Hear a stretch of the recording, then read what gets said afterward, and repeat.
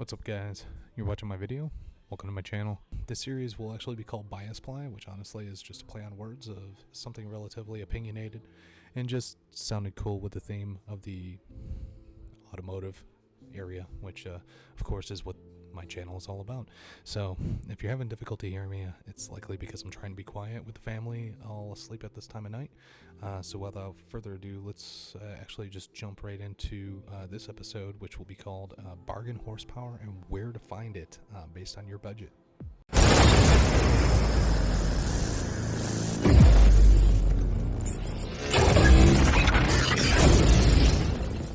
Okay, so those that don't know, James Watts is actually the man that kind of founded the measurement of power. So this is something that many people have been forced to debate their own pride and ego based on that very concept. Before I go further, this is not a biography on James Watt. I'm not going there. This is all about the most popular measurement of power that we use on a daily basis in the car world since the earliest work of James Watt. And today is somehow to be a proven statement that my car is better than your car. That's right. The number everyone cares about. Now, this isn't something that's put together just to find the brand spanking new fastest machine for your dollar. I'll be including many different pricing brackets, and production year will not be considered. With horsepower being the most important term in mind. The only factors will be horsepower, torque, acceleration, and top speed. So the criteria that it has to meet is vehicle can be required easily, in good running condition, within the price bracket. And we're going to go from high to low. So at the end, we're going to have some of the cheapest that you could find out there, right? So we're going to start high, we're going to go low. Second thing, factory performance. No performance modifications need to be considered, despite being the best part. Number 3, each pricing bracket will be incremented in $10,000 ranges and feature 5 vehicles in those ranges. And number 4, for the sake of budgets, we're going to start from 40 grand and work our way down from like 10 to 5 or 10 to 0, whatever. And number 5, pictures must come from a vehicle advertisement proving its legitimacy of price. The images that I'll pop up right here are going to be pictures that I have actually saved from different types of advertisements that I found locally here on either Craigslist or Facebook Marketplace. So without further ado, let's start out with the $30,000 to $40,000 range. First up is a 2010 to 2014 Ford Mustang Shelby GT500. These range anywhere between $30,000 and $40,000. You can find some in really good condition, somewhere in between $35,000 and $40,000. Somewhat, you can find much better, like pristine condition ones over $40,000, of course. But we're looking at relatively good condition, something that you can pick up, drive off the lot or from the owner's driveway, and just sort of have no issues with it. Nothing's wrong with it, nothing's running poorly on it. So one of the factors is that out of the factory, 550 brake horsepower and 510 pound-feet of torque, 0 to 64 seconds flat, and a top speed of 155 miles an hour governed. The Shelby legacy has always been held close to the Ford Mustang. You could say the names Shelby and Mustang go together like better than peanut butter and jelly. You won't find a Super Snake within this price range, but the standard GT500 is more than a good enough car. The car sounds like an animal and acts like one too. Take a seat, feel like the heritage and class had a baby. That's what it feels like sitting in one. So there's nothing I hate about this car. Now that they're available under 40 grand. I'm confident we'll see more and more people enjoying them on the road as the future summer seasons approach. But just be careful leaving car shows.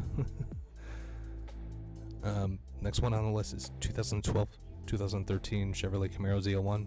You might be able to find it in 2014 as well within this price range. I kind of doubt it, but one in really decent condition anyways. These are rated at 580 brake horsepower, 56 pound-feet of torque, 0 to 63.9 seconds, top speed at 184 miles per hour. The 5th generation Camaro clearly displays inspiration from the first generation Camaro.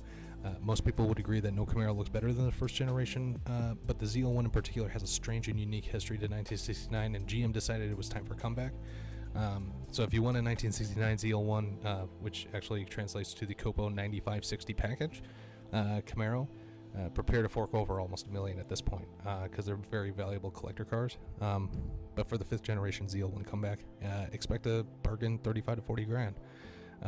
Look for the 2012 to 2013 model years, because 2014 to 15 exterior refresh models haven't quite come down in price just yet. General Motors have always had a competitive mindset when marketing against Ford, and the revival of the ZL1 was their version of the GT500 Kryptonite. And for the next car is 2004 to 2006 Bentley Continental GT. This is something that could range anywhere between 35 to 40 grand, obviously depending on condition.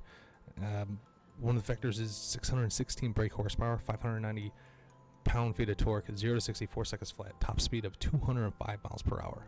The W12 layout leaves you to question how any of this actually works. Between the gigantic 12-cylinder engine and a little help from two turbos, so it's twin turbo, it's all necessary to move 5,500 pounds of car. It is a rolling tank, so but you could score one probably just shy of 35 grand, and you'll be 2 turbos away from a Bugatti. Next on the list is a 2003 to 2006 Dodge Viper SRT10. You can actually snag these a little bit cheap right now, and right now is actually a good time of buying them, because I think Dodge is really officially done making these cars. From the last production year that they made, I truly think they are done for good. So make sure you try to snag one up. I myself might actually snag one up as my next stupid purchase. So we'll see. 30 anywhere between 34 to 40 grand, you'll find one. 500 brake horsepower, 525 pound-feet of torque, 0 to 60 in 3.8 seconds, and a top speed of 190 miles an hour.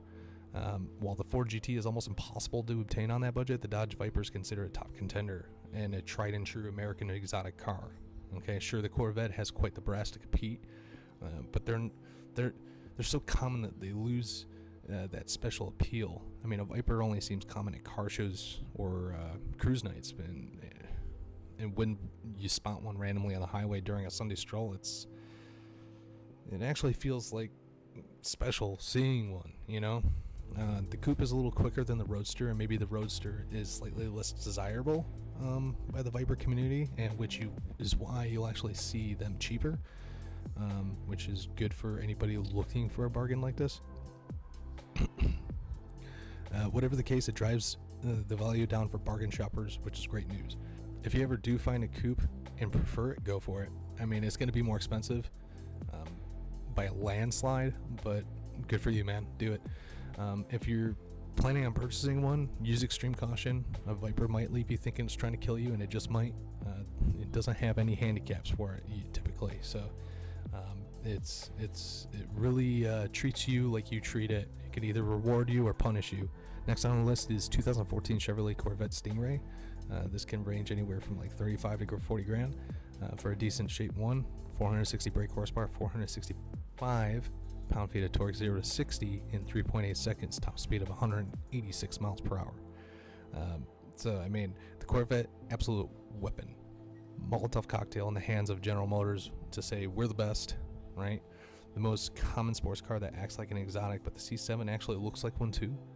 Of course, we can all keep joking about how it's the old man's toy, but when GM marketing executives tell you nobody wants to be seen driving an old man's car, but everybody wants to be seen driving a young man's car, you could be certain that GM is trying really hard to put those jokes to rest a little bit.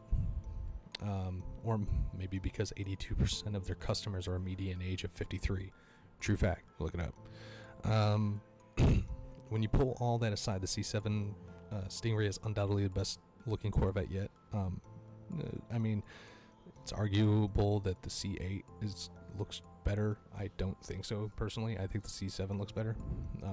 I'm happy that they're doing the mid-engine thing, but that's a completely other topic that can be saved for another video. Right now we're going to be talking about the C7 a little bit.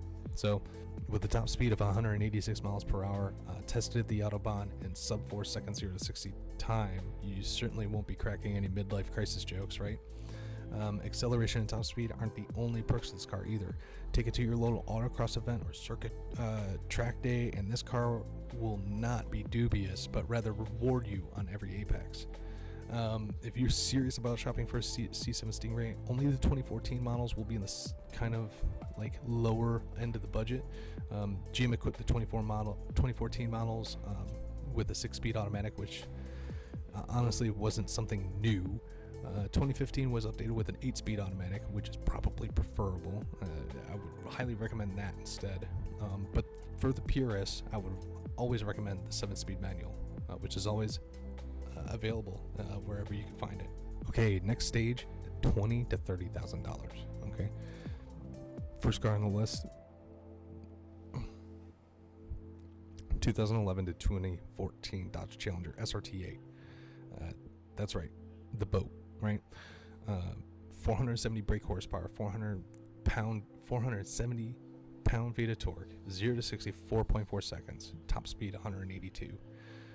It's got a 6.4 Hemi, and was introduced the SRT product line, this 6.4 Hemi anyways, in 2011, and still being equipped in SRT trims today, like the Scat Pack, some Daytona models, not so much on the Challenger but the Charger, and there's just various different trims that they offer it in.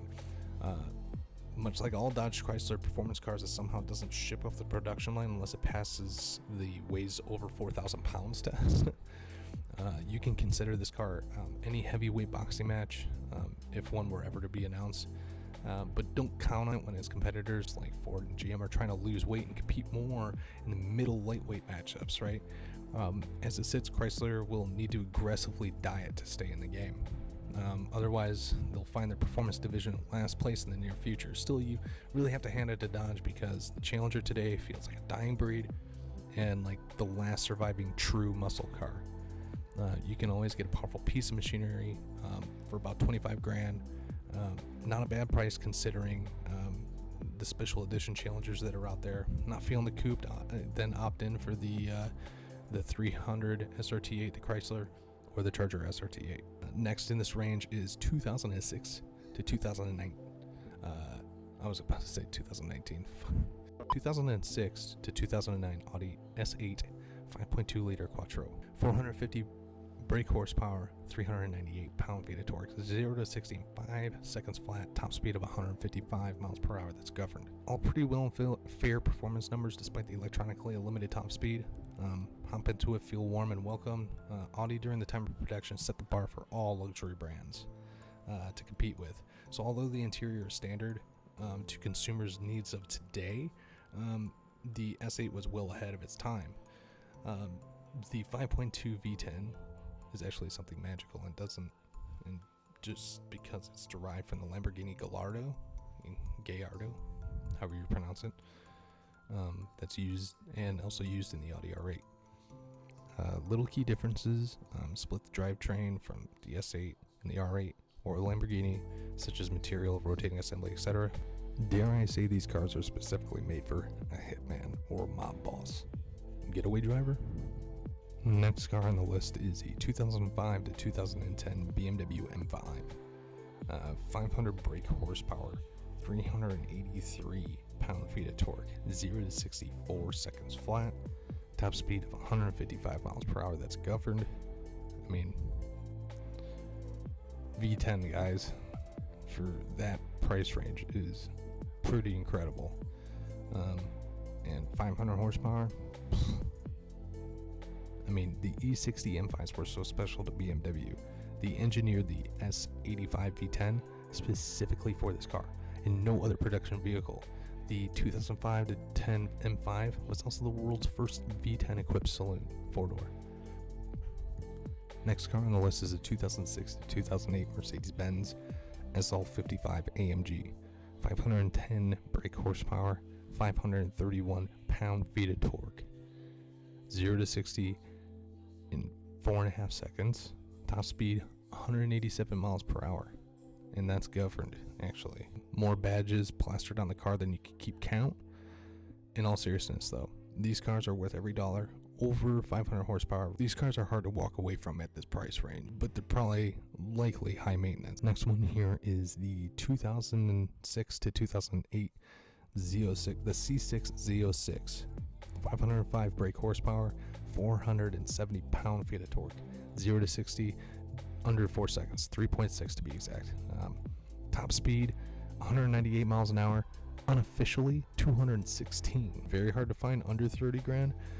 But if you look in the right places, you can find one. Your money is nowhere wasted here when you consider being hurled into your seat, 11-second quarter-mile sprint, and you can finance one of these on a sub-average salary. I mean, as long as you're single, anyways. $10,000 to $20,000 range. Let's do it.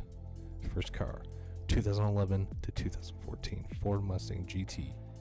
412 brake horsepower, 390 pound-feet of torque, 0 to 60 in 4.3 seconds, top speed of 145. I feel as though the pony cars are actually kind of like a broken record throughout this. So to avoid any explanation, America. Okay, 2011 was the model year that the infamous 5-liter nicknamed Coyote came back to the market, and it came back in a big way. You can get yourself one of these, probably about even 19.7 for a really, really good condition one. Next car, of course, you know I'm going to name it. 2010 to 2013 Chevrolet Camaro SS. 426 brake horsepower, that varies. 0 to 60 at 4.6 seconds also varies, and a top speed of 155 miles an hour. Now, what are you talking about? Why does the horsepower and the 0 to 60 vary? I'm about to explain that.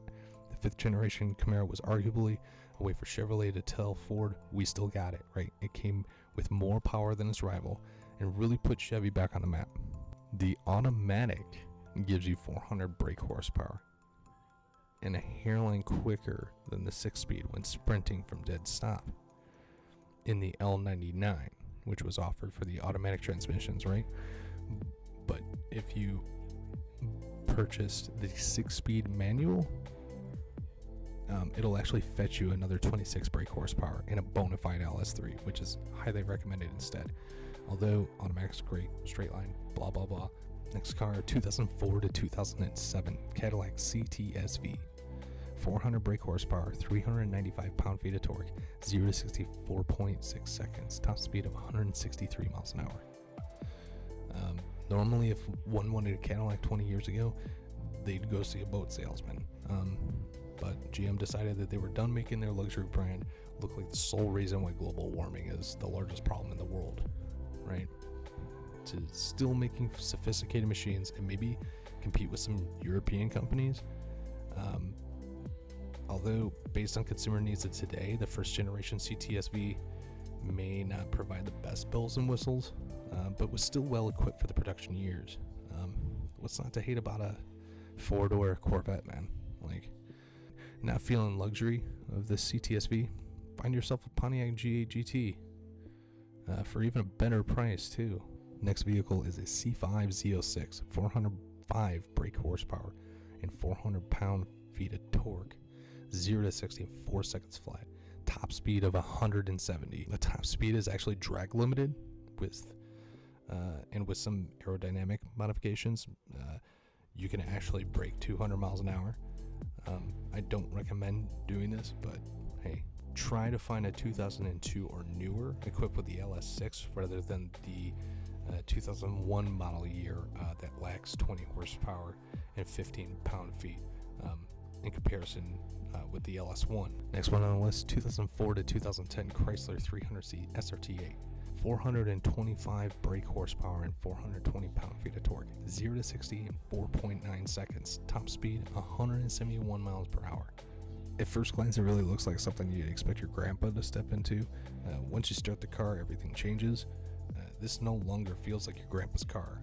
Even that guy's car convincing you really hard to think it's a Bentley when you squint your eyes.